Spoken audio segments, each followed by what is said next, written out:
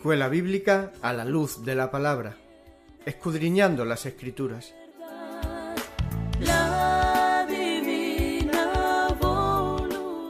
Luz a las Naciones, canal cristiano de comunicación, presenta A la luz de la palabra. Un estudio expositivo de la palabra de Dios, una presentación minuciosa de toda la Escritura.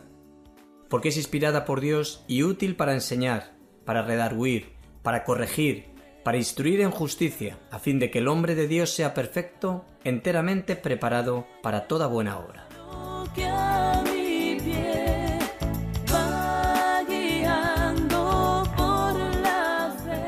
Escuela Bíblica a la luz de la palabra, edificando sobre la roca.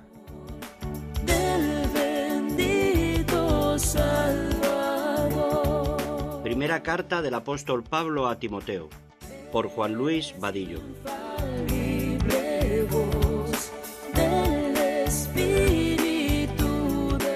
Esto te escribo, aunque tengo la esperanza de ir pronto a verte, para que si tardo, sepas cómo debes conducirte en la casa de Dios, que es la iglesia del Dios viviente, columna y baluarte de la verdad.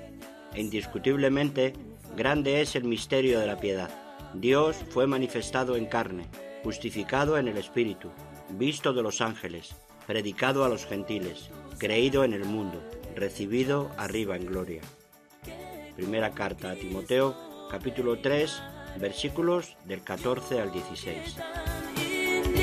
No soy, por tu luz al cielo voy, Santa Biblia para mí, eres un tesoro aquí. Buenas noches a todos. Estamos ahora en el último bloque de esta epístola, que se compone del versículo número 3 al versículo número 21. Estamos en el capítulo número 6. Y hemos dividido este capítulo, este bloque, en 5 puntos importantes, pero de los 5 puntos que tenemos por delante ya hemos visto uno, el primero de ellos, que fue el versículo número 3 hasta el versículo número 5, que nos estuvo hablando del peligro de la falsa enseñanza, y me gustaría leerlo para retomar el contexto, porque venimos viendo y seguimos viendo la misma verdad de un contexto en dos partes.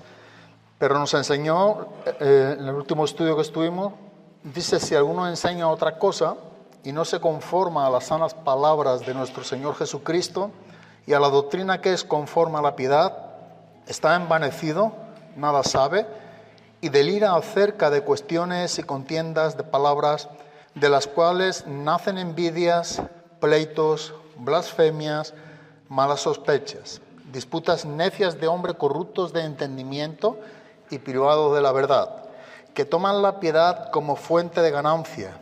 Apártate de los tales. Y así, a grosso modo, vimos algunos de los puntos importantes, y yo creo que si tuviéramos que destacar algo que pudiera recordarnos en cuanto a lo que estuvimos viendo, tiene que ver con lo que es el inicio del versículo número 3. Dice: si alguno enseña otra cosa. Por tanto, esto nos está advirtiendo de que nosotros debemos conocer la palabra, debemos conocer la doctrina, debemos de estudiarla, porque de esta manera es como nosotros podemos separar entre lo que es de Dios y lo que no es de Dios. Dijimos que esto es lo que trae a nuestras vidas un limpio y claro discernimiento, es poder apreciar qué es lo que Dios dice y rechazar lo que Dios no está enseñando. Y hoy en nuestro día esto es algo muy importante que debemos de valorar en nuestras propias vidas, y no solamente hacia nosotros mismos, sino también todos a una tenemos el deber de transmitir el Evangelio según es la verdad, como Pablo enseña a los Efesios, esa verdad que se nos ha sido enseñada en Cristo Jesús. Dice: si alguno enseña otra cosa, dice, y no se conforma. Este es el motivo por el cual se enseña doctrinas falsas, porque no hay una conformidad a la verdad de Dios, a lo que el Evangelio nos está enseñando, que no nos gustan las cosas como realmente Dios las tiene. Entonces manipulamos, tergiversamos, cambiamos, retocamos, casi siempre tratando el asunto de los falsos maestros, casi siempre, no siempre tocante a ellos, tiene que ver con beneficios propios. tienen que ver con logros propios, con lucros. Y ese es el motivo por el cual Pablo enseña en el contexto de los falsos profetas y maestros o pastores. Ese es el motivo, digamos, por el cual se está cambiando el Evangelio. Cuando el Evangelio es el Evangelio, solamente hay uno, es el que Dios nos ha dejado, y el Evangelio verdadero es el que tenemos en nuestras manos. Tenemos ese grandioso privilegio de tener la plena seguridad que la Biblia, la palabra de Dios, está en nuestras manos. Y lo que Pablo dice que cuando se enseña otra cosa, son hombres que no se conforman, dice, a las sanas palabras de nuestro Señor Jesucristo y a la doctrina que es conforme a la piedad. No hay una conformidad. Es como que hay una rebelión, una rebeldía a la verdad de Dios.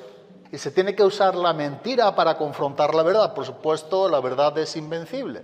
Entonces hay que cambiar, hay que tergiversar, hay que modificar para que realmente se pueda creer el mensaje que no busca el espíritu, sino que está buscando la carne.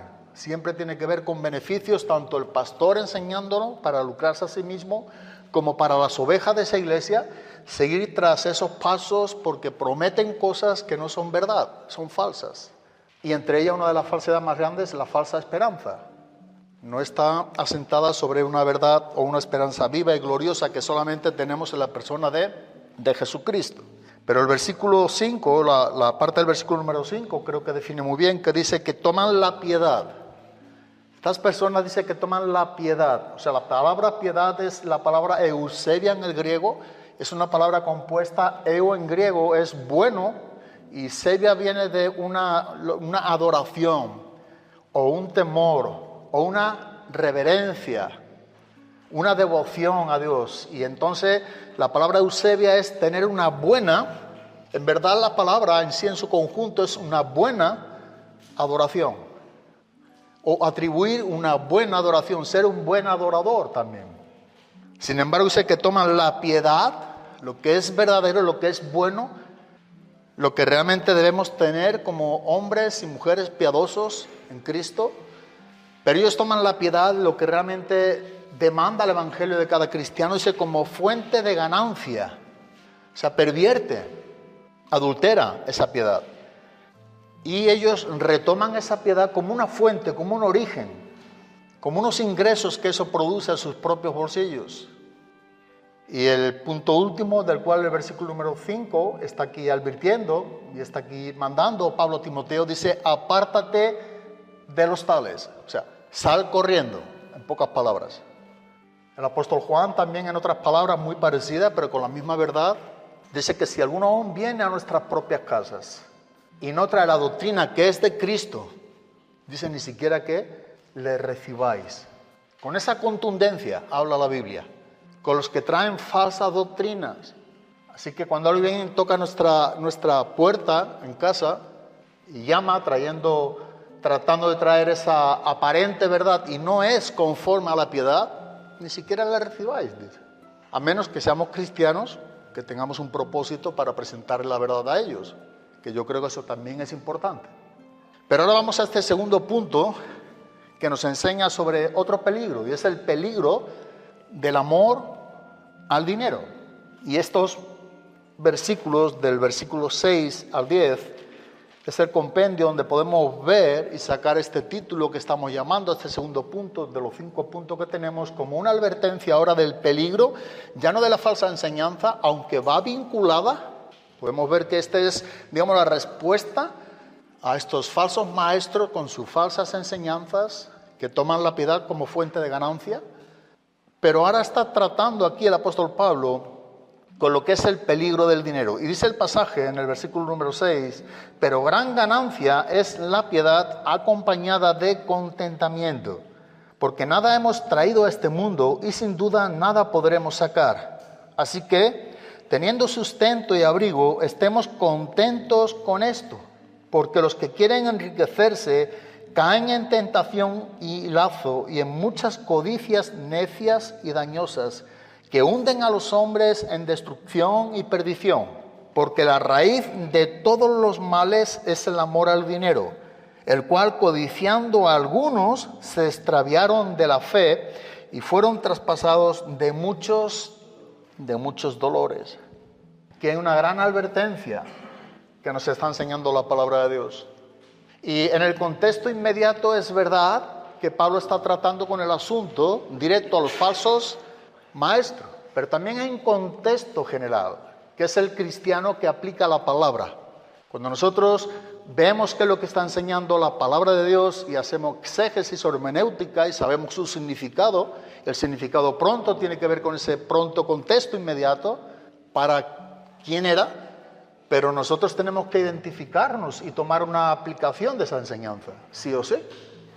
Entonces esto también es para cada cristiano.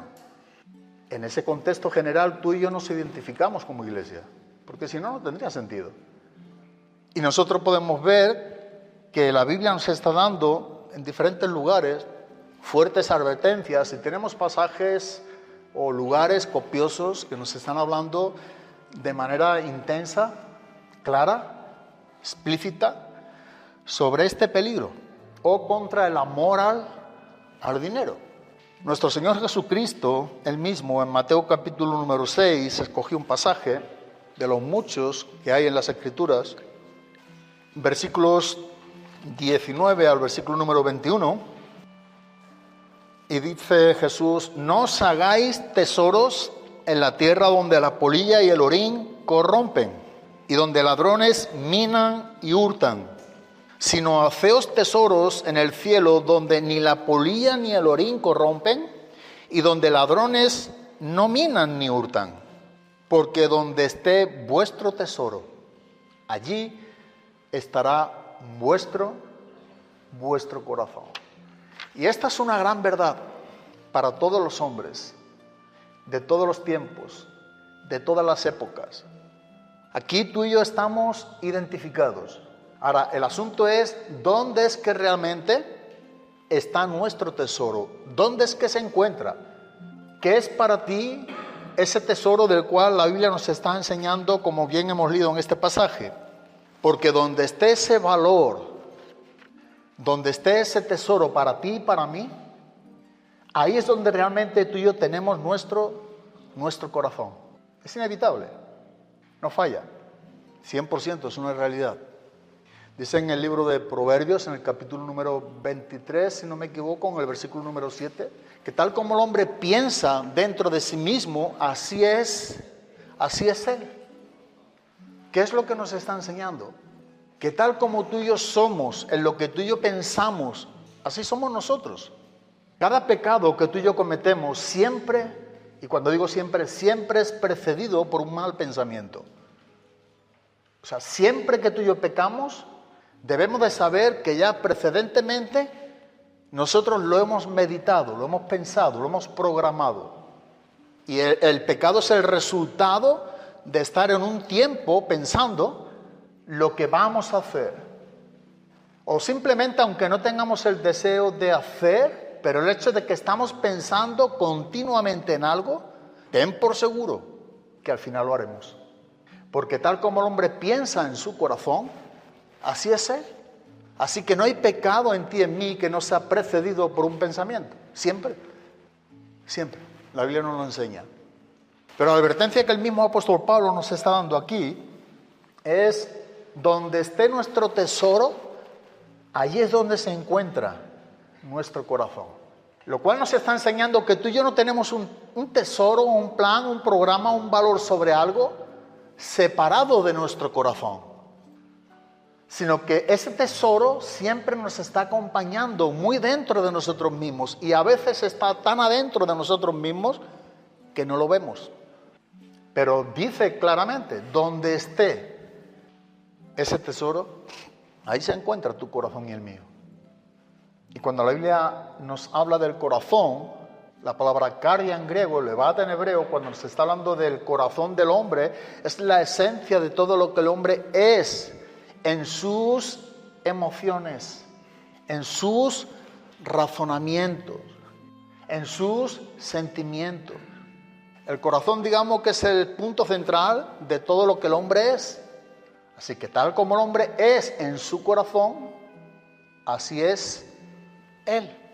Y donde esté tú y mi corazón, es donde el tesoro nos está acompañando. O donde esté el tesoro, que es lo mismo, es donde realmente está nuestro corazón. Así que nos habla de emociones, nos habla del intelecto, nos habla de nuestra voluntad, el corazón del hombre. Pero aquí no se está hablando del peligro del dinero. El dinero es una gran verdad que no es malo en sí mismo. El dinero en sí mismo no es malo. Y todos usamos, en cierta manera, más o menos dinero. Sin dinero como que no vivimos. Esa es una gran realidad. Y eso no está anulando para nada la fe. Pero aquí no nos está hablando del dinero en sí mismo, sino dónde es que está puesto nuestro corazón. ¿Qué es lo que tú y yo hacemos de algo como un tesoro para que mi corazón esté tan apegado a aquello que me acompañe por siempre? Es el amor al dinero, dice el versículo número 10.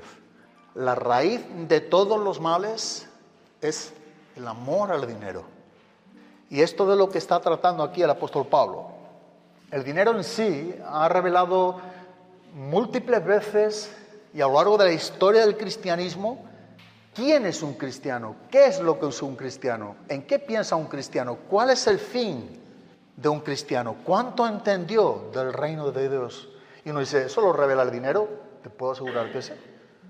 Después de unos años, y no solamente aquí, sino en el campo misionero, y viviendo muchas etapas. Y cuando te digo muchas, y ahí está mi familia, muchas etapas. El dinero realmente revela qué hay dentro de nosotros, nuestro tesoro, en qué hablamos, en qué pensamos, qué es lo que realmente planeo, dónde quiero estar, cómo quiero estar. Bueno, todo eso realmente lo hace el dinero en nosotros. Pero si te das cuenta, el amor al dinero es una falta de contentamiento en Dios. Cuando uno ama realmente al dinero, es que Dios no ha sido suficiente. Ha cambiado ese ídolo en cierta manera, donde Dios es lo primero. Si el dinero ha ocupado el lugar de Dios, entonces el dinero llega a ser un ídolo en el hombre. El dinero es su pensamiento, su preocupación. Se acuesta pensando en el dinero, se levanta pensando en el dinero. Durante todo el día piensa en el dinero. Entonces el dinero es su ídolo. Ese es el énfasis del texto. La raíz de todos los males es el amor a ese dinero. Porque ese dinero consigue el tesoro que yo realmente no tengo porque no lo tengo, pero es lo que vamos a hablar. Pero si yo codicio y empiezo a codiciar lo que no tengo, entonces mi corazón ya tiene un engaño tras ese amor al dinero. Por eso la codicia y la avaricia van de la mano, prácticamente es lo mismo. Yo codicio lo que otros tienen y la avaricia me está hablando de que no es suficiente lo que yo tengo. Y como digo, Pablo no solamente está tratando este asunto con los falsos maestros, o esos falsos pastores de la época difícil que está viviendo en el primer siglo, la iglesia cristiana en Éfeso, y que Pablo estaba pastoreando, sino que esto es algo tan cercano a nosotros como lo fue con aquellos en esos días. Y la Biblia nos está enseñando que esta falta de contentamiento realmente tiene que ver con un amor hacia algo mayor que Dios. Entonces no hay contentamiento ahora en Dios.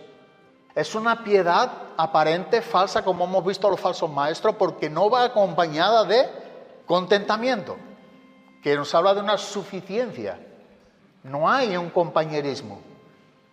Porque dice la Biblia que gran ganancia es la piedad, pero cuando va acompañada de una suficiencia, de un contentamiento. O sea, no solamente es que me acompaña, sino que estoy contento con lo que Dios me ha dado. Y esto es algo tan real que yo no tengo que perder mi tiempo en buscar algo, porque ya lo tengo en Cristo. No tengo que soñar, no tengo que codiciar, no tengo que vivir para aquello, porque he decidido vivir ¿para quién? Para Cristo. Y esto es algo tan profundo y tan claro que muchos en la iglesia no lo entienden. Y se meten en tremendos cacaos, diría yo, perdiendo la oportunidad de estar sirviendo a aquel quien realmente nos ha comprado a precio de sangre, y que el fin de todas las cosas es presentarnos ante Él. Bien, hoy, mañana, 20, 30 años, pon tú la fecha que te gustaría, pero te vas a presentar igual que yo. Y esa realidad del diablo opaca las mentes de la iglesia, del cristiano. Le engaña con otras cosas. Pero la verdad es que lo que quiere es un tiempo del cual el ocio mismo trata en ese engaño el diablo de contentar, alimentar engañar. ¿Por qué? Porque Dios ha sido sustituido ahora. Lo que tenemos como tiempo invirtiendo a Cristo continuamente es una gran fortaleza. Son muros que no son fáciles de franquear. Pero la ociosidad o el pensamiento de dónde está mi tesoro hace que mi corazón se apegue de tal manera que yo salgo del ámbito del reino de Dios y estoy en el reino de las tinieblas, aunque esté de manera inconsciente. Porque Cristo no está haciendo lo primero. Y este tipo de cosas es lo que nos está enseñando aquí el apóstol Pablo. Cuando el mismo escritor de Hebreos está escribiendo a los Hebreos en el capítulo número 13, en el versículo número 4 y número 5, nos está hablando también de un contentamiento, de estar contento con lo que tenéis ahora. Dice, sean vuestras costumbres sin avaricia. Contentos con lo que tenéis, ¿cuándo? Ahora, porque Cristo tiene que ser siempre el ahora tuyo y mío. Estando contento con lo que tenemos ahora. ¿Por qué? Porque el Señor me dijo, Él es el que realmente no me desamparará. Él es quien me ha dicho que yo soy de su propiedad. Dios es mi porción. Dios es tu porción. Eso es tener contentamiento. Dios es suficiente.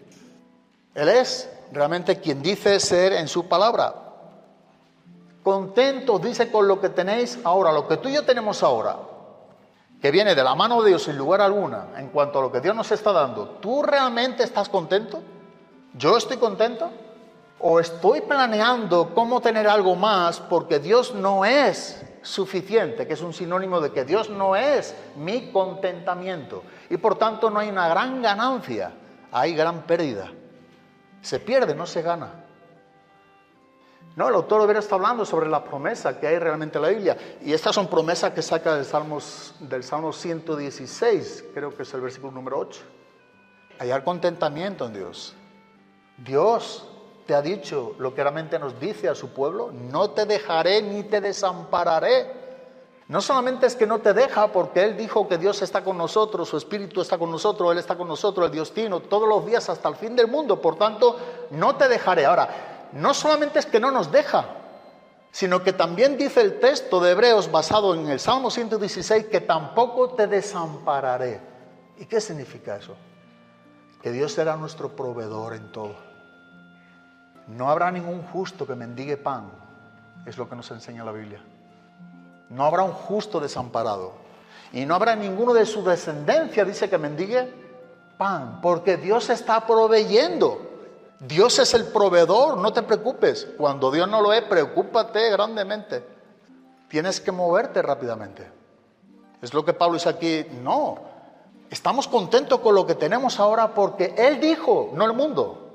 Él nos ha dicho a nosotros, no te desampararé, ni te dejaré. De manera que podemos decir, no de cualquier manera, dice Hebreos 13:5, de manera que podemos decir, ¿cómo? Confiadamente. No es con confianza, no. Confiadamente es mucho más. Es esa confianza que no se aparta de ti, de mí. De manera, confiadamente significa algo permanente.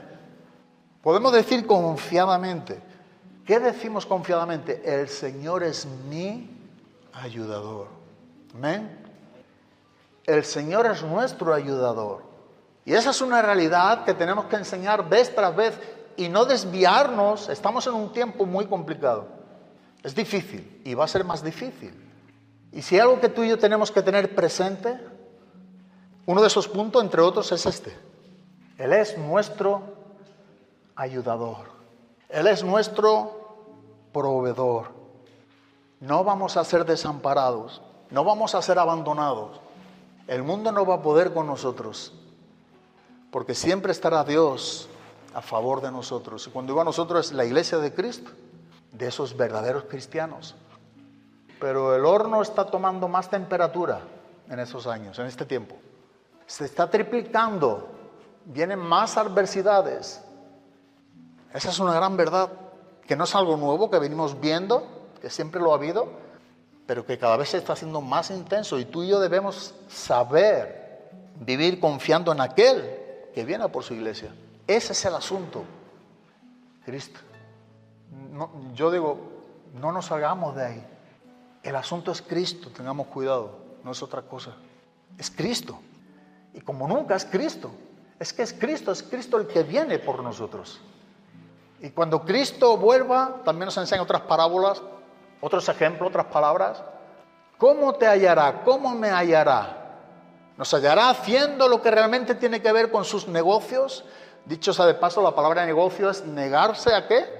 Al ocio, es una palabra compuesta. Un negocio tiene que ver con negarse al ocio. Entonces un negocio tiene que ver con trabajar para los asuntos de Dios. Con esto no quiero decir que no se trabaja afuera, ni... Todo tiene que ver con Dios. Uno todo lo debe de dedicar y dirigir hacia Dios, porque todo proviene de Dios. Pero tenemos que tener un tiempo de los asuntos de Dios. En sus labores o en sus negocios, dependiendo la traducción. ¿Dónde es que nos va a hallar a nosotros cuando Él regrese? Cuando Él nos lleve como iglesia, ¿en qué condición te encuentras tú y yo? Porque esto no es que esté basándose si la salvación se pierde o no se pierde, ¿no? Si nos lleva, por gracia lo ha prometido nos lleva, pero no nos olvidemos que después hay un asunto del tribunal de Cristo. Y esa recompensa, esto es algo muy bonito, a la misma vez muy triste cuando nos entiende, y esa recompensa del tribunal de Cristo habla mucho de quién ha sido nuestro Señor. Si hemos entrado aún por ese fuego, ¿verdad? Bueno, siéntate ahí. Por toda la eternidad, ¿verdad? Bueno, siéntate ahí.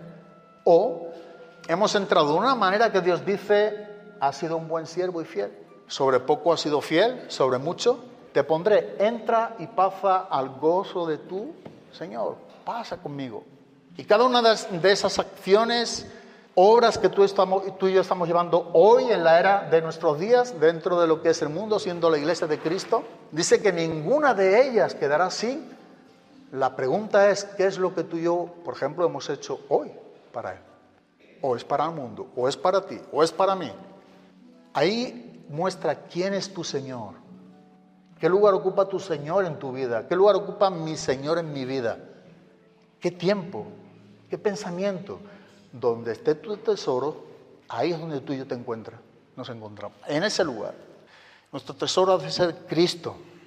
Para que nuestro corazón esté día a día, momento a momento, impregnado ¿por quién? Por Cristo. Y digo, siempre animo a que seamos una iglesia sólida en este sentido. Y no venir atrás, ¿verdad? No rebajar el estándar que Cristo nos ha dado en su llamamiento. El llamamiento es un llamamiento santo. No nos conformemos con menos. Porque no es lo que nos enseña la Biblia. Pero el trabajo del diablo es intenso, es arduo.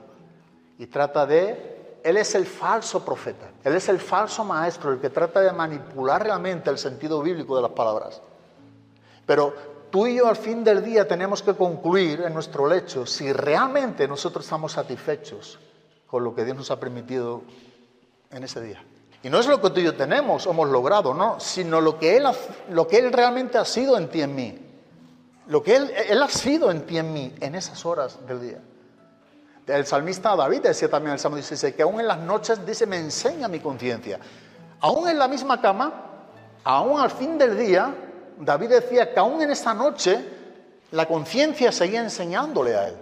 Si realmente había hecho lo bueno en ese día o no había hecho lo bueno. Si había aprovechado el tiempo o no lo había aprovechado. Si realmente Dios había sido su Salvador, su Señor, o no lo había sido. Si había trabajado para Él o había trabajado para el Señor. Todo esto es lo que nos enseña a nosotros en la noche nuestras conciencias. La iglesia de hoy no quiere saber nada de esto. Quiere el mundo su tiempo para ellos. Piden una parte más. Hay un espíritu, ¿verdad?, que se revela y quiere más tiempo para ellos. Más del mundo, más del mundo, más del mundo. Recuerda, el diablo te da gratis todo lo que tú quieras. La carne siempre tiene crédito para comprar todo lo que el mundo ofrece. Pero cuando el mundo te da más, tú estás quitando lo que realmente Dios te dio. Esta preocupación el cristiano que vive para Cristo no la necesita tener. Él es tú y mi proveedor. Él no nos desamparará. Él no nos va a dejar. Podemos decir de manera confiadamente, con plena seguridad, el Señor es mi ayudador. Verlo como la Biblia te lo enseña es muy importante. No te preocupes en cosas que ya de por sí cada día tienen su propio afán. Queramos esto, el calor de las Escrituras, lo que Jesús nos enseña, lo que el Evangelio nos está enseñando de principio a fin. ¿Y sabes un punto que puede concluir de Hebreos? No temeré lo que me pueda hacer ¿quién? quien quiera que sea y como quiera que se llame, el hombre. Porque el Señor es tú y mi ayudador. Entonces, ¿qué temor podemos tener nosotros al hombre? Ninguno. Entre tanto, el Señor sea tú y mi ayudador. Porque ese es un texto que se tiene que complementar, va unido. Entonces, lo que Pablo está tratando aquí en este contexto que nos está tocando estudiar tiene que ver con la avaricia. La avaricia de los falsos maestros y a modo aplicativo en el contexto general, tú y yo estamos. Cada cristiano. Y es importante ver porque podemos aprender mucho de lo que vemos en este pasaje que nos está enseñando la palabra de Dios. No olvidemos que fue también quien nos dijo a través de su palabra, por medio de nuestro bendito Señor Jesucristo, en Lucas capítulo número 12, en el versículo número 15, mirad y guardaos de toda avaricia. Mirad y guardaos de toda avaricia. ¿Por qué? Porque en la vida del hombre, dice, este es el motivo, el fin principal de guardarme de toda avaricia es que resulta que yo como hombre, me dice la palabra de Dios, que el fin o la vida del hombre no consiste en la abundancia de los bienes. ¿Sabes? Entender esto yo, y lo he dicho más veces, en situaciones que he vivido personalmente, pero hasta que tú y yo no entendemos esto de verdad como es, y se te vienen oportunidades a ti y a mí, y tú vas a tener que mostrar lo que realmente tú confiesas y yo confieso, y donde los papeles se pueden cambiar.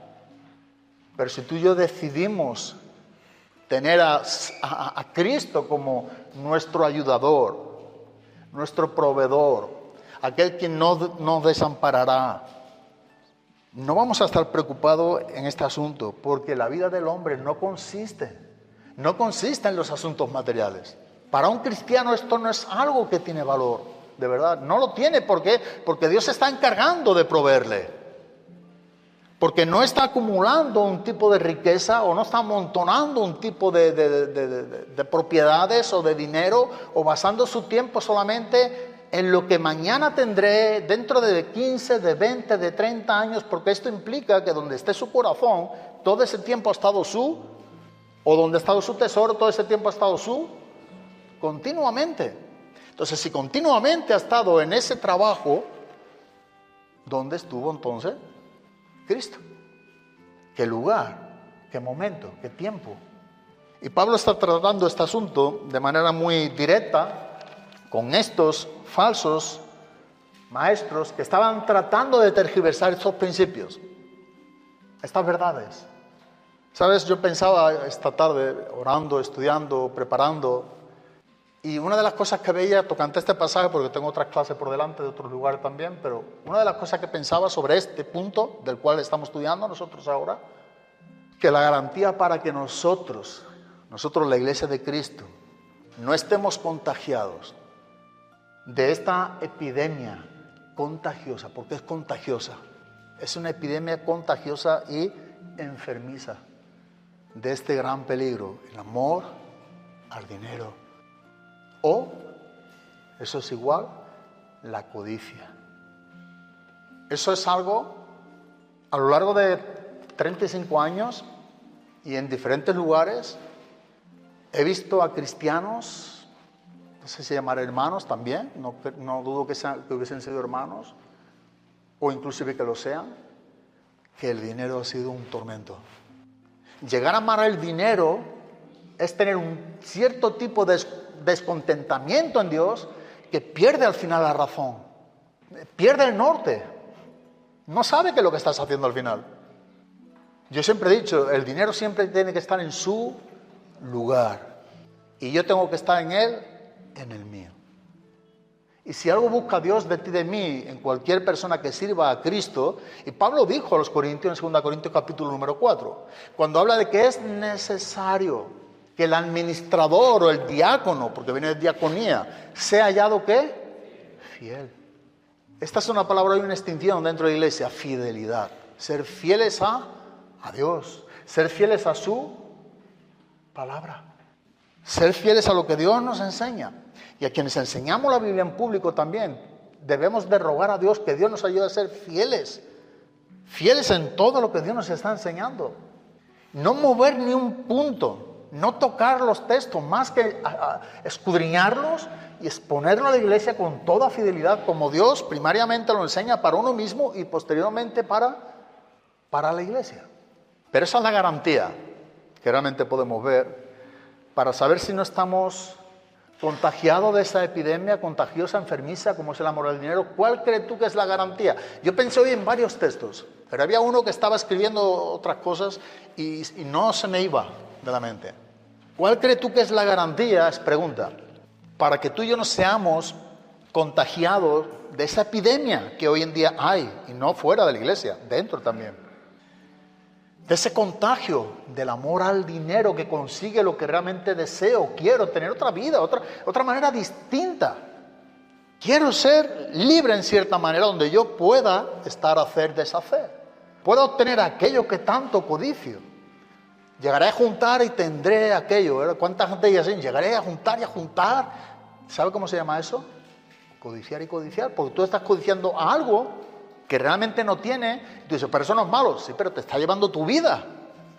Y tu vida es de Cristo. Y la mía. Fíjate qué fácil es cambiar todo eso. Y a mí se me venía lo que Jesús enseña en Mateo capítulo 6, versículo número 33.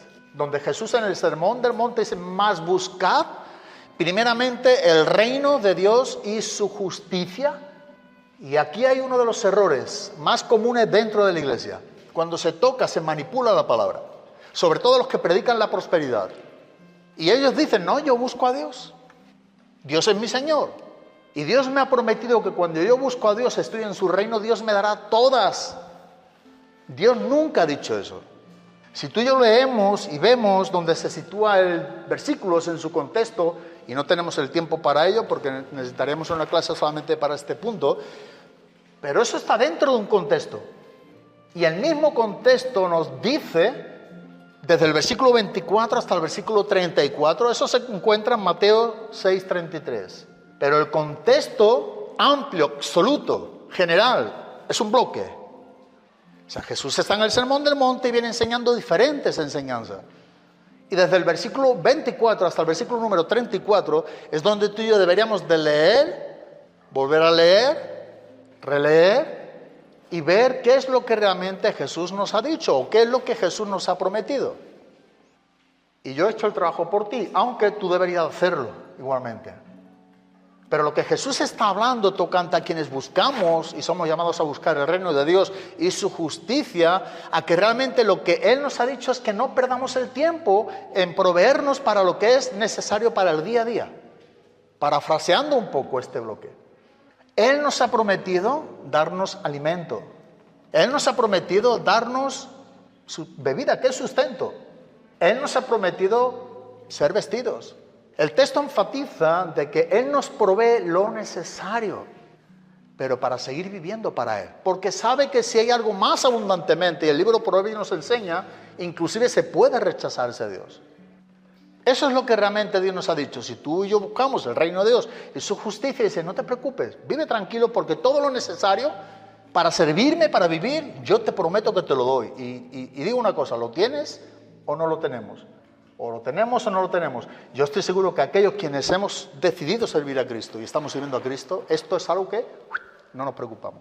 Porque Dios ha prometido. Esta es la gran verdad. No lo ha prometido aquí ningún político. No, lo ha prometido Dios. Dios ha prometido estar con nosotros, no desampararnos, ser nuestro proveedor. Todo cuanto necesitamos en nuestro diario vivir. Y somos testigos de que Dios lo ha prometido. Y no solamente lo que estemos en retos, yo no me refiero solamente a retos, sino la iglesia que está siendo fiel afuera. Afuera en el sentido de vivir para Cristo. Dios sustenta. Dios se está alimentando. Dios está dando lo que necesitas. Dios está proveyendo todos los asuntos. La iglesia no solamente lo que nosotros vivimos en nuestro diario vivir como una iglesia o una obra intensa siguiendo a Cristo. No, la iglesia en general, en todo lugar, en el mundo entero, la iglesia de Cristo es sustentada cuando esa iglesia o los miembros corporativos de la iglesia están poniendo a Dios en primer lugar. Son provistos, no tiene la preocupación. Te digo, yo me he visto muchos momentos, y momentos, y Dios siempre ha sido fiel, siempre. Yo siempre he dicho, no hemos posiblemente dormido donde nos hubiera gustado, Pero Dios nos dio un colchón. Es verdad que un colchón lleno de pulgas, pero nos lo dio. Teníamos que dormir, era el que teníamos. Pero ahí dormíamos. Y Ru era muy pequeña también de aquella. De soltero, pues 2 años y medio también en pleno suelo, también en tierra. Pero luego nos ha dado también otros tiempos donde hoy, gracias a Dios, dormimos en un buen colchón. O sea, Dios ha tenido tiempos diferentes. Dios enseña, Dios te enseña y me enseña a vivir, a estar con contentamiento. Hasta que lleguemos a decir, como dice el contexto también, Filipenses 4:13, que todo lo puedo en Cristo, pero el contexto ¿cuál era? Lo hemos estudiado en los talleres. El contexto es cuando uno está satisfecho en Él. Ahora llegas a poderlo todo en Él. Pues tú has visto cómo Dios te suplió, te cubrió, te guardó. Entonces esto no se olvida y tú has visto o yo he visto cómo nosotros somos sustentados, amparados, protegidos por Él. Y llegamos a decir, todo, ahora es todo, lo puedo en Cristo, que me fortalece. Entonces es importante que nosotros podamos ver que lo que nos está enseñando aquí Jesús es algo muy bueno, muy bonito, muy seguro. Yo me encargo de ti, tú encárgate de mis asuntos, en pocas palabras. Yo me encargo de ti. Yo soy el que me voy a encargar de ti. ¿Cuál va a ser tu problema? ¿Sabes? Él se encarga de nosotros, pero el contentamiento te toca a ti y a mí, dependiendo de la condición que nos encontremos. Yo, y vos sabéis, lo he dicho muchas veces, personal y también a modo general, gracias a Dios, y te digo con todo el corazón, he estado contento en situaciones difíciles, no cómodas, con el mismo agradecimiento, soltero y con mi familia, de dar gracias a Dios por lo poco que pudiéramos tener, pero gracias a Dios, y doy gracias a Dios hoy viviendo de otra manera aquí en España, Europa. Gracias a Dios que estamos en otra condición, pues gracias a Dios, pero si mañana Dios me vuelve o nos vuelve a llevar a otro lugar donde realmente empezamos otra vez de cero, este es el asunto. Hay que estar contento igualmente. Contento con lo que Dios nos da ahora. Contento de estar caminando. Estuvimos por tiempo, nunca sin vehículo, caminando y andando por 2 años prácticamente. Yo para dirigirme a un lugar que cogimos, que nos dio una mujer para poder atender a chicos en Panamá, me dejaba el colectivo, la guagua, para que entendamos, el autobús, en un lugar y tenía que caminar 2 horas hasta que llegaba a ese lugar. Después, otras 2 horas para volver. Otras, bajo un sol, por mucho tiempo. Memorizando las escrituras como me animaba. No me daba cuenta de los pasos. Y estudiaba pasajes, los memorizaba, Pero estaba contento. Estoy contento con lo que tengo ahora. Porque sé que lo mucho o lo poco que pueda tener, y no tengo nada porque lo que tengo es ¿de quién? De Dios. Estoy contento. Y yo sé que tú también como cristiano estás contento. O debemos de estar contentos. Ahora. No con lo que quiero tener mañana. Y ahí estará mi contentamiento, ¿no? Porque entonces ese es mi tesoro y mi corazón está allí y no está confrontando el presente. Entonces debemos de estar contentos con lo que tenemos ahora. Y cuando esa falta de contentamiento que estamos viendo aquí en las Escrituras, cuando queremos más de lo que... Imagínate estar contento con lo que tú y yo tenemos ahora, es algo que no tiene un precio. Porque asegura quien te lo dio es Dios para que lo tenga tú. O sea, que Dios nos está dando a nosotros tener algo que le es de Dios, que es suyo, pero que nos lo está dando a nosotros para estar contentos. Ahora bien, ese es el punto principal del cual Dios desea de un cristiano. Pero si el cristiano dedica un tiempo a que tiene descontentamiento, no está contento con esto. Entonces se llama codiciar. A grandes o menor escala, pero eso es codicia, es desear algo que realmente Dios no te dio. Y dijimos que codiciar o codicia y avaricia prácticamente es lo mismo. Mira cómo dice, y no te hablo en griego, o las palabras en griego, el diccionario de la Real Academia Española, tocante a lo que es la palabra avaricia. Dice, a eso es lo que se le llama avaricia, afán desmedido, de poseer y adquirir riquezas para atesorarlas. Y cuando tú buscas una palabra en el diccionario de la Real Academia Española te ponen sinónimos y los antónimos. Sinónimos, es curioso, codiciar, ambición, tacaño, mezquino, y ahí sigue la lista. Antónimos, solamente aparece uno. ¿Cuál es? Generoso, generoso. Esto contrasta todo lo demás. La generosidad. La generosidad habla mucho de cómo nosotros recibimos. ¿Recibimos cómo? De gracia, y estamos, yo siempre digo, no dando, sino dándonos también de gracia. Contrasta con la generosidad. O sea, la generosidad derrumba todo lo que enseña tocante a la codicia, esa ambición desmedida de tener el corazón en otros lugares que no sea la palabra de Dios. Pero seguimos adelante metiéndonos un poco en un contexto un poco general. Estamos viendo este último capítulo porque el fin principal no son estos detalles, estos versículos. El fin principal que vamos a estudiar está en el capítulo 6, versículo 11 al 14. Ese es el bloque del cual Dios quiere destacar sobre los hombres de Dios. ¿Cómo ha de ser un hombre de Dios? Que eso es lo que estudiaremos mucho más detenido. Pero dice aquí en el versículo 6 al 8, pero gran ganancia es la piedad acompañada de contentamiento, porque nada hemos traído a este mundo. ¿Es una gran verdad? Yo pregunto. Dice nada. Y sin duda dice también, nada podremos sacar. Y esa es otra gran verdad. Así que teniendo sustento, esto es lo que realmente enseñó Jesús en Mateo 6. Así que teniendo, dice, sustento y abrigo, estemos contentos con eso. Eso es lo que Jesús prometió y eso es lo que todo hijo de Dios tiene como esa promesa. Dice, estemos contentos. No desviemos nuestros corazones a tener otros tesoros, porque nuestros corazones entonces irá tras ellos. Sino esto es lo que la Biblia nos enseña que nos centremos. Entonces Pablo vemos que corrige, Pablo denuncia y de manera, digamos, lo que se está enseñando erróneamente, donde para sacar provecho para ellos mismos hemos visto, ellos estaban tergiversando ese evangelio, esa verdad de Cristo, esa sana doctrina, las palabras de Jesús. Por eso es en el versículo número 3, enseñar a otras cosas que no se conforma a las sanas palabras de nuestro Señor Jesucristo y a la doctrina que es conforme a la piedad. No hallaron contentamiento.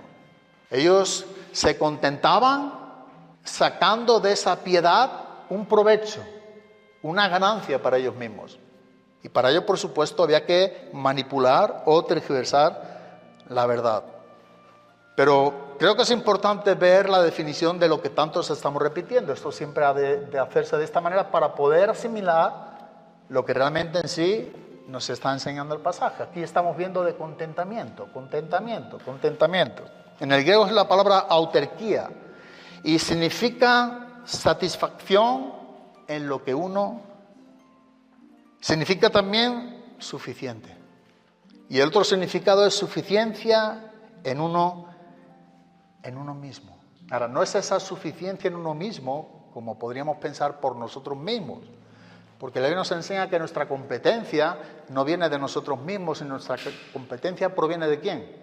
De Dios. O suficiencia proviene de Dios. Pero la palabra está enfatizando una satisfacción en lo que uno tiene, no en lo que no tiene.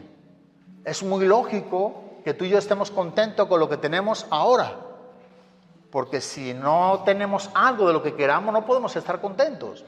Es con lo que tiene, eso es lo real. Eso es lo que tú y yo podemos disfrutar ahora, porque mañana no sabes, yo tampoco. Entonces es algo lógico. Pero indagando un poco más y viendo un poco lo que en sí se usaba esta palabra mucho. En este primer siglo, por los filósofos griegos, sobre todo los estoicos, ellos usaban esta palabra, y a mí me ha llamado la atención, porque ellos usaban esta palabra de la siguiente manera. Describía, dice, a una persona que no se inmutaba por las circunstancias externas.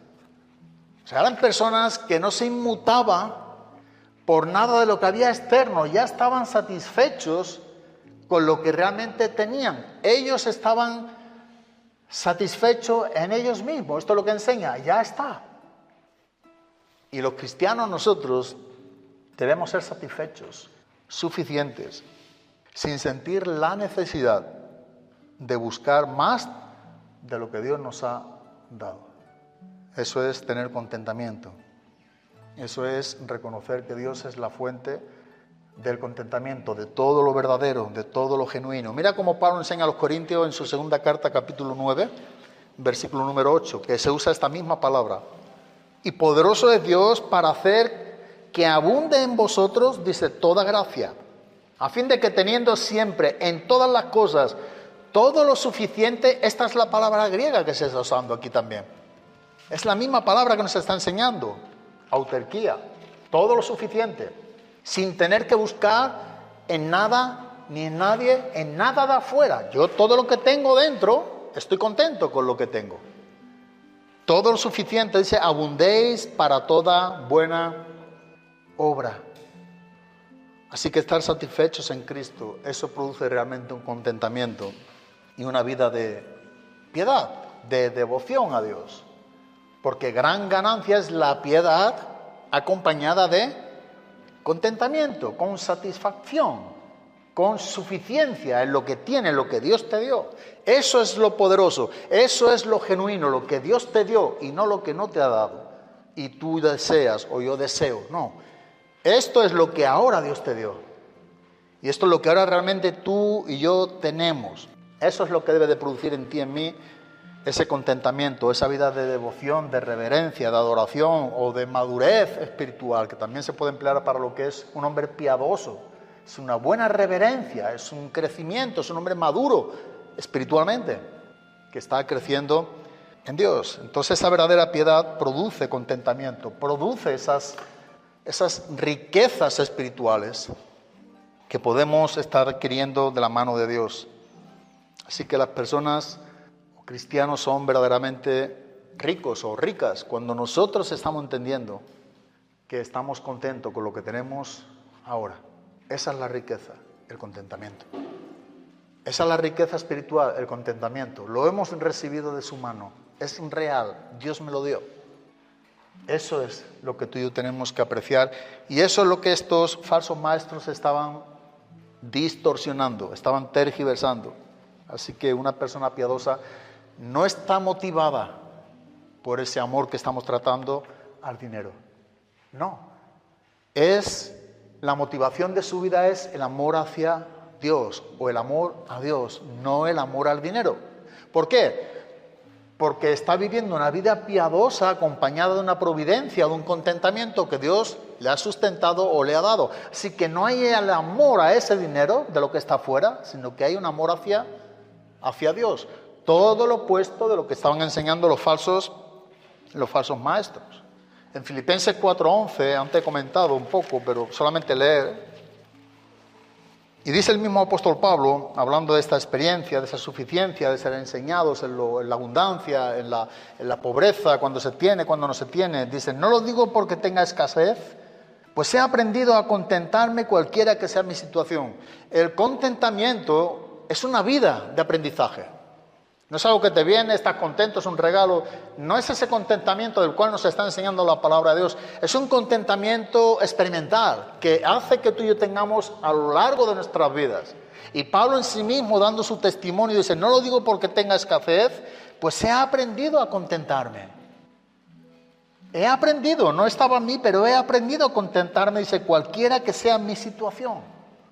Sé vivir humildemente y sé tener abundancia. Nota lo que dice Pablo. He estado contento sin nada o viviendo humildemente y también estoy contento cuando tengo mucho, tengo abundancia. Es el mismo Dios que me lo ha provisto. La realidad es que Dios se lo dio. No lo buscó, Dios le dio. Tuvo contentamiento en ambos frentes. Dice, tener abundancia en todo y por todo, dice, soy ¿qué? Enseñado. La enseñanza del contentamiento. Enseñado así para estar saciado como para tener hambre. Así para tener abundancia como para padecer necesidad. Y entonces el texto dentro del contexto, que sacan tanto, que tergiversan tanto por no estudiar la Biblia, quienes lo hagan, dice, ahora bien, todo, como dice el versículo número 13, todo lo puedo en Cristo que me fortalece. Esa experiencia llevó a cabo el ejercicio de la piedad, como Pablo dijo, ejercítate para la piedad. Es un ejercicio, es un gimnasio. Eso es lo que significa la palabra en el griego ahí, ejercicio. Es estar trabajando, ejercitándote para la piedad, entrenándote para ser cada vez más piadoso, más como Cristo. Entonces todo lo puedo en Cristo que me fortalece. Quiero acabar un salmo, el Salmo 63. Es un salmo que nos está hablando de lo que estamos tratando en este pasaje que Pablo está enseñando a los cristianos en Éfeso por mano de Timoteo, pero los salmos, que tienen una cronología aproximadamente de 1000 años antes de Cristo, el Salmo 63 es un salmo escrito por el rey David, y es un salmo que, como digo, uno de los tiempos en lo que llevaba caminando 2 horas todos los días para llegar a este sitio, tenía que aprender, o me propuse aprender para aprovechar el tiempo, y este fue uno de los salmos que memoricé. Y para mí ese tiempo fue un salmo muy especial, y hoy pensaba en ello, viendo el pasaje que teníamos que estudiar. Porque aquí nos encontramos un rey, quien era el rey David, donde él está huyendo posiblemente o de Saúl o posiblemente de Absalón. Personalmente yo creo que estaba huyendo de su propio hijo, de Absalón. Y él está en el desierto en Judea. Y este es un salmo que se está escribiendo en Judea y se está escribiendo en el desierto. Y aquí nos encontramos un hombre con que Dios es suficiente. Él está contento con lo que tiene ahora. Él está realmente siendo un hombre piadoso. Él está buscando los asuntos de Dios. En medio de esa persecución, en medio de esas debilidades, de esas oposiciones que tú y yo podemos tener hoy a nuestros días también. Vemos aquí, este salmo se divide son 11 versículos, podemos dividir en 3 bloques. Uno tiene que ver con el presente, uno tiene que ver con el pasado y otro tiene que ver con el futuro. Y aquí estamos viendo los primeros versículos, este presente, donde vemos a un rey buscando a Dios. La prioridad de su alma en un momento de persecución para matar. Su propio hijo le buscaba a Absalón para matarle, y viene en el libro de Samuel, para buscar su vida, para matarle su propia familia, su propia sangre, su propio hijo. ¿Cuánto podría hacer un rey por sus propias fuerzas en ese momento? Sin embargo, es un hombre que dice en el versículo número 1, hablando de los 5 primeros versículos, hablando de este tiempo, de lo presente con Dios, después habla del pasado, después habla del futuro juicio, los últimos versículos, pero sobre todo los primeros versículos dice: Dios mío, eres tú, de madrugada. Mira la prioridad de este hombre, lo que buscaba. Te buscaré. Mi alma, dice, mi ser, mi corazón, la esencia de lo que yo soy, todo cuanto soy, tiene sed de ti. Lo que es mi carne, la parte externa, dice, si tengo que tratar el asunto de la parte externa también, dice, es que mi carne, dice, te anhela. Mi alma tiene sed de ti, mi carne te anhela. Dice, en tierra seca y árida, hablando del desierto, donde no hay aguas para ver tu poder y tu gloria. Así como te he mirado en el santuario. Porque mejor es tu misericordia que la vida. Mis labios te alabarán. Así te bendeciré en mi vida. En tu nombre alzaré mis manos. El versículo número 8 podemos leer: como de meollo de grosura será saciada mi alma, y con labios de júbilo te alabará mi boca.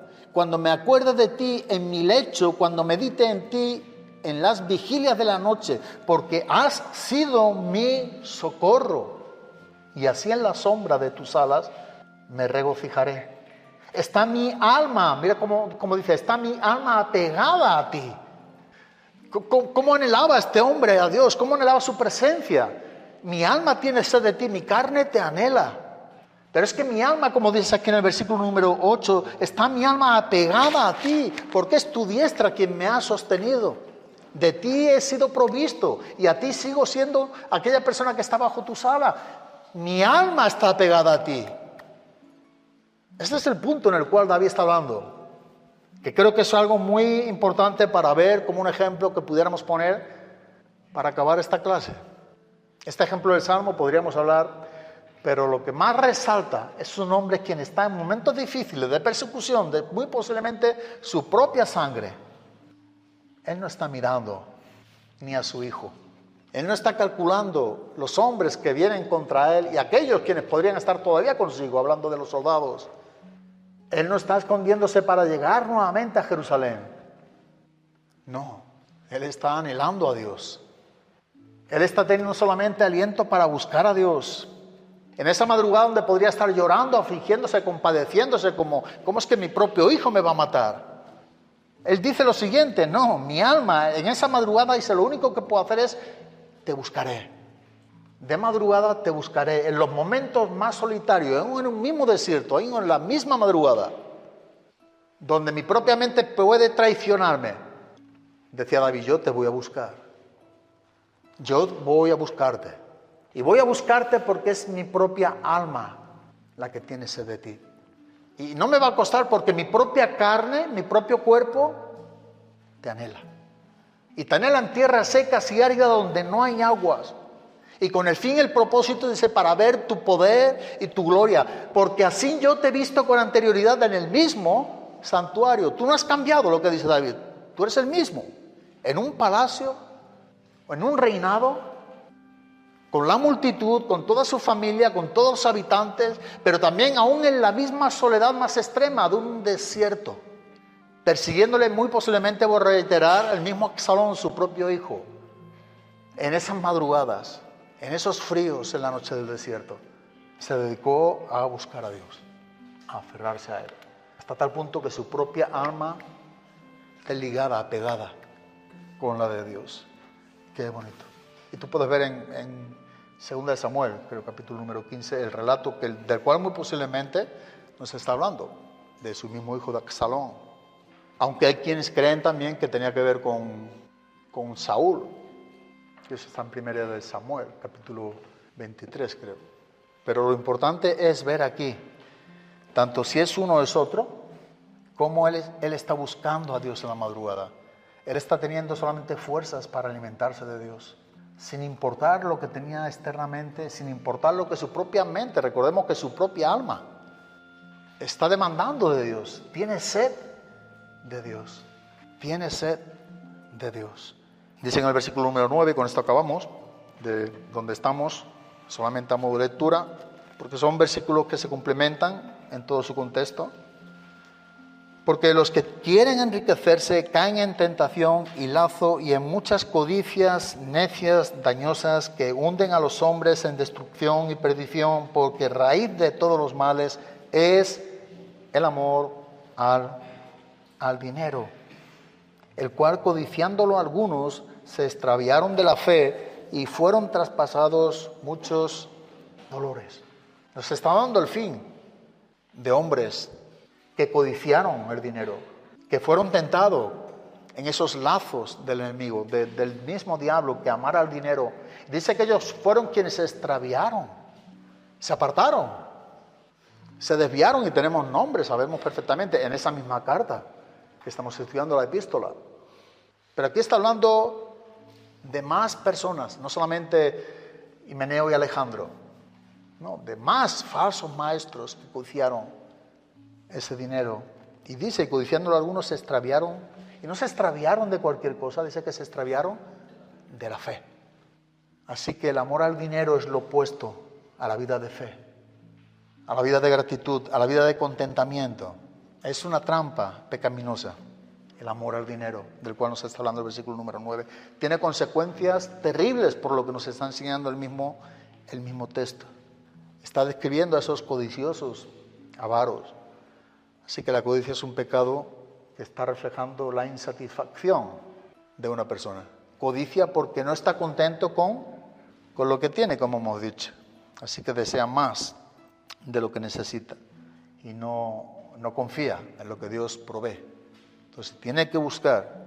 Dice en Colosenses, leo solamente 3:5, así que hagan morir las cosas pecaminosas, la nueva traducción viviente, y terrenales que acechan dentro de ustedes. No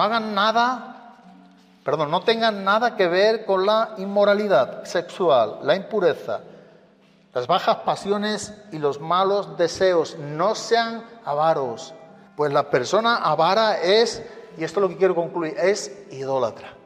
Este texto en otras versiones te viene, no sea codicioso o no sea avaro. La palabra de Dios para todo dice lo siguiente: malos deseos y codicia, que es una forma de adorar ídolos.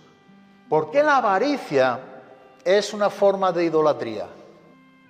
Porque lo que estás codiciando, lo que estás buscando, eso es realmente tu ídolo.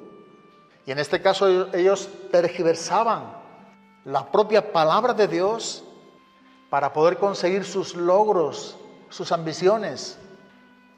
Tomaban como fuente de ganancia esa piedad del propio evangelio para satisfacerse a ellos mismos. Eso es lo que es la codicia, ese deseo interno, egoísta. Es un deseo desordenado por tener lo que realmente no le pertenece. Y no tiene que ver solamente con el dinero. Se tiene que ver también con lo que es una manera de vivir. O con objetos, con personas también. No solamente es el dinero, posesiones. Mira como dice en Éxodo 20:17, el 10º mandamiento dice: no codiciarás la casa de tu prójimo, no codiciarás la mujer de tu prójimo, ni su siervo, ni su criada, ni su buey, ni su asno, ni cosa alguna. No solamente es dinero. Por eso la Biblia denuncia la codicia como ese pecado que lleva a la idolatría, porque rompe esos mandamientos que Dios está dando. Y en este caso lo que hemos leído es un mandamiento de Dios. Se viola, se transgrede. Que Dios nos ayude a abrir los ojos en tiempos muy delicados, vuelvo a reiterar, tiempos muy confusos. Estamos viviendo cosas muy continuas que tienen que ver a nivel global, y nosotros estamos todavía en el mundo, aunque no somos del mundo. Estamos a la expectativa, debemos de estar con los ojos abiertos, tenemos que tener la Biblia en nuestras manos. Personalmente yo soy de escuchar todas las noticias, dedico un tiempo a ello también, porque quiero ver, sobre todo con Israel, siempre lo digo, ¿dónde es que nos encontramos, no? ¿En qué situación? ¿Qué situación estamos viviendo con todo esto que también ha acontecido? Tú cantas lo de la muerte del Papa también. ¿Qué es lo que está aconteciendo? ¿Qué es lo que está por venir? Y no es espiritualizar todo, pero ¿qué es lo que nosotros esperamos? ¿Esperamos, según nos enseña la Biblia, un falso profeta, como la segunda bestia que vio Daniel, que se levante? Ese no es el anticristo, hablo de un falso profeta. ¿Pudiera ser? No lo sé. Que apunte y dirija a ese mundo, ¿verdad?, a dirigir toda su vista hacia alguien quien es el anticristo.